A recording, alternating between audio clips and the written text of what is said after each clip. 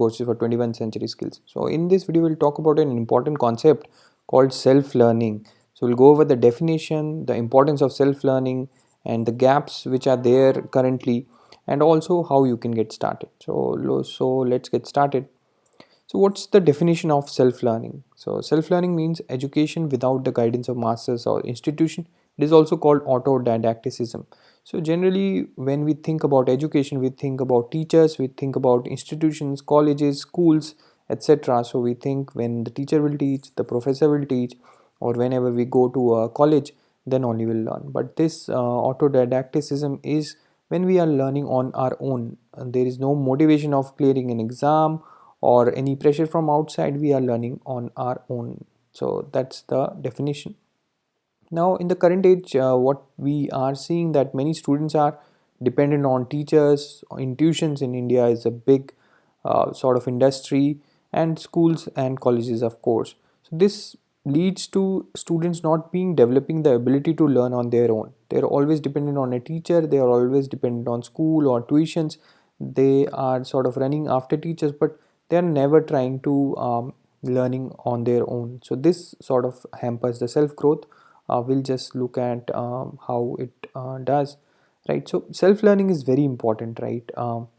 World is changing every day, new topics are emerging. We saw in the pandemic a lot of new things came, right? So your ability to learn on your own will determine your success in future. Learning for genuine interest is the real learning. So you have to go beyond the syllabus. We'll also see in a minute how all the notable people who have done something unique, something great in the world are people who are genuinely interested in that and who learned on their own. Another reason why self-learning is becoming very important, because there is now easy access to a lot of books, videos, courses on the internet. Earlier it was not available, maybe 10-15 years before today, but today there are a lot of books, ebooks, videos. Even you can order books from Amazon which are available. So we have to make use of this, and this can really enhance our growth, right? Lot of notable people are self-learners. Rabindranath Tagore, everyone knows, it's a Nobel laureate from India, wrote many uh, poems, many books. Charles Dickens, another important writer. William Faulkner, another Nobel laureate. James Watts, and there is a very long list of self-learners. I'll put that link in the description.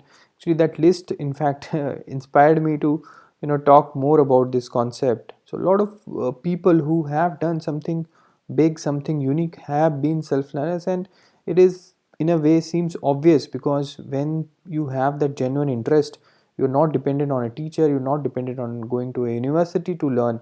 Then automatically there's a big sort of ocean which opens up, and you can then walk into it, right? So finally we'll talk about how to get started, right? There are certain blocks that we put on ourselves, right? We always have this sort of from early age in school, in colleges, that teachers, I'm not saying teachers are not important, teachers are very important, but without teachers also we can learn. But in there is a block saying that no, teacher is not there, we cannot learn. Teacher did not teach this topic, we cannot learn. This is the syllabus that we have to go, cannot go beyond the syllabus. So this kind of a mental restriction we keep ourselves in, so that we have to remove. Another restriction we put on ourselves is the educational background. So if we are from science, we say we cannot learn arts.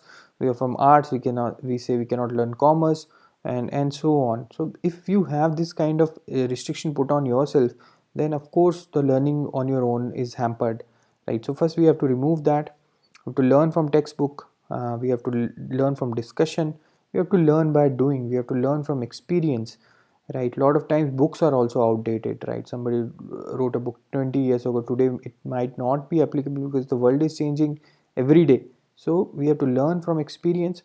And finally we have to take charge of our learning. So our learning is our responsibility, and we are going to get the benefit, not your teacher, not your professor, not your college or university. So we have to understand, uh, if we learn more, if we learn new things, if we learn better, if we understand better, it is we who are getting that benefit. So we have to take that charge and then walk into this field. So yeah, this is it. Just wanted to talk about this important concept of self-learning, which can really help us in our self-growth. And also in the history, we have seen a lot of big people have used this sort of tool. And now in today's age, when it's very easy to get access to good resources, then we should of course use it. So yeah, that's it. Please share your comments, how you like the video, and for more such video, please like, share, and subscribe. Thank you.